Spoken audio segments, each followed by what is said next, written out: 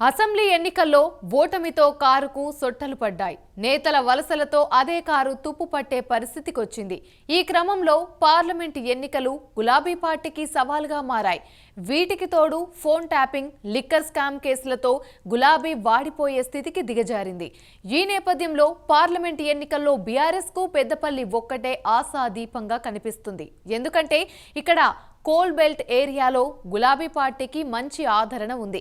సింగరేణి కార్మికులతో పాటు rural area కావడంతో పెద్దపల్లిపై కారు పార్టీకి కొద్దో గొప్పో ఆశలు సజీవంగా ఉన్నాయి. దీనికి తోడు కొప్పుల ఈశ్వర్గా కార్మిక సంఘ నాయకుడిగా మంచి పేరుండడం కూడా ఆ పార్టీకి కలిసొచ్చే అవకాశం కనిపిస్తుంది. మరి గులాబీ పార్టీ ఆశలు ఫలిస్తాయా? కోల్ బెల్ట్ ఏరియాలో కారు జోరు చూపిస్తుందా?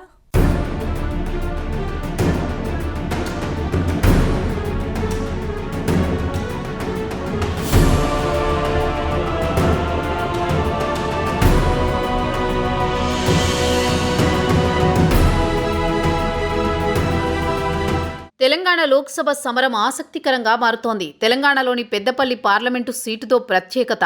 సింగరేణి కార్మికుల ప్రభావం ఎక్కువగా ఉండే ఈ పార్లమెంటు సెగ్మెంట్లో గత 10 ఏళ్లుగా బీఆర్ఎస్దే హవా. పెద్దపల్లి నియోజకవర్గంలో గత 2 సార్లు కారు జోరు చూపింది. అయితే ఈసారి కారుకు బ్రేకులు వేసేలా కాక మనవడినే రంగంలోకి దింపింది హస్తం పార్టీ. అటు బీఆర్ఎస్ కూడా మాజీ మంత్రి కొప్పుల ఈశ్వర్ను పోటీకి దింపింది. ఇటు బీజేపీ గోమాస శ్రీనివాస్ను బరిలో దింపడంతో పోరు ఆసక్తికరంగా మారింది. 10 ఏళ్ల క్రితం వరకు తమ కంచుకోటగా ఉన్న పెద్దపల్లిని ఈసారి భారీ విక్టరీతో తన ఖాతాలో వేసుకోవాలని ప్రయత్నిస్తోంది కాంగ్రెస్. మరోవైపు బీజేపీ కూడా ప్రధాని మోదీ చరిష్మాతో గెలుపు కోసం వ్యూహాలు రచిస్తోంది. మొత్తానికి 3 పార్టీలు తగ్గేదేలే అన్నట్లు ఎత్తులు పై ఎత్తులతో రాజకీయాన్ని రక్తి కట్టిస్తున్నాయి.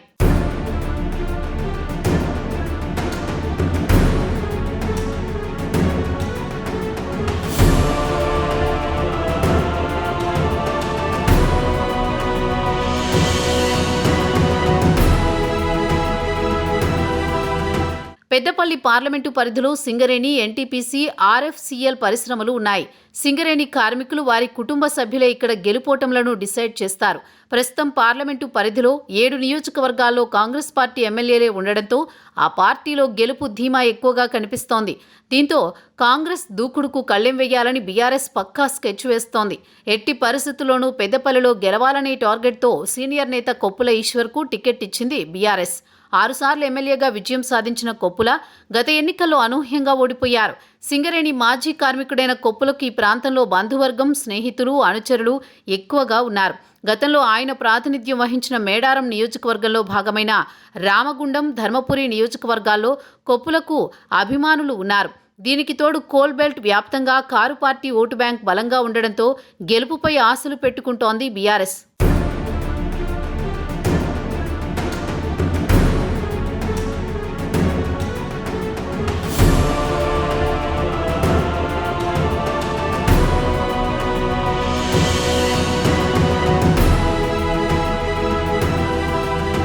సిపిఐ ఎంఎల్ నుంచి టీడీపీలో చేరిన అనంతరం కొప్పుల ఈశ్వర్ మొదటిసారి 1994లో మేడారం అసెంబ్లీ స్థానానికి పోటీ చేసి స్వల్ప తేడాతో ఓటమి చెందారు.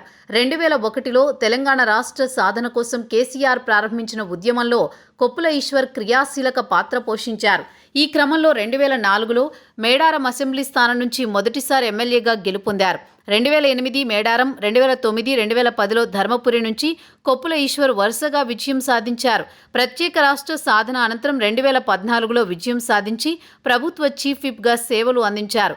2018లో 6సారి ఎమ్మెల్యేగా గెలుపొందిన అనంతరం కేసీఆర్ మంత్రివర్గంలో ఎస్సీ సంక్షేమ శాఖ మంత్రిగా చేసిన అనుభవం ఆయన సొంతం. మంచి రాజకీయ అనుభవంతో పాటు సింగరేణి కార్మికుల్లో మంచి పట్టున్న కొప్పుల ఈశ్వర్ను బరిలోకి దించితే పెద్దపల్లి పార్లమెంట్లో బీఆర్ఎస్ జెండా ఎగురవేయొచ్చన్నది కేసీఆర్ వ్యూహంగా తెలుస్తోంది. సిట్టింగ్ ఎంపీ వెంకటేష్ నేత పార్టీని వీడడంతో కొప్పుల ఈశ్వర్ అభ్యర్థిత్వానికి లైన్ క్లియర్ చేశారు కేసీఆర్. అధినేత నుంచి గ్రీన్ సిగ్నల్ రావడంతో కొప్పుల ఈశ్వర్ కూడా రెట్టించిన ఉత్సాహంతో ప్రజల్లోకి వెళుతున్నారని పార్టీ శ్రేణులు చెబుతున్నాయి.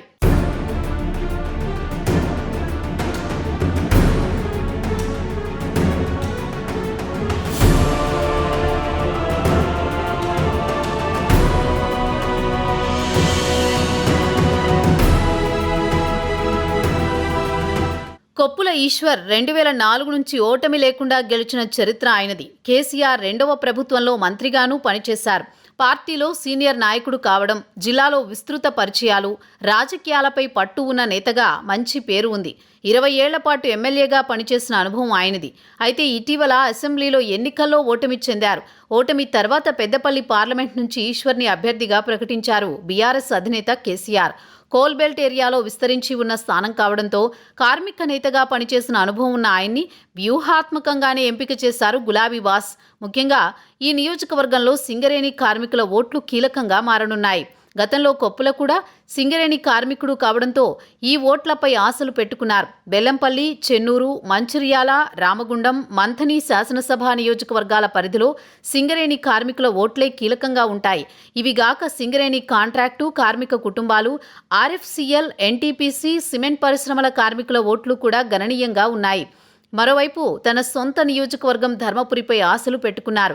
ఇక్కడ అధిక ఓట్లొస్తే తమ విజయానికి ఢోకా ఉండదని భావిస్తున్నారు. తనకున్న విస్తృత పరిచయాలే ఎంపీగా గెలిపిస్తాయని కొప్పుల ఈశ్వర్ కూడా నమ్మకంగా చెబుతున్నారు.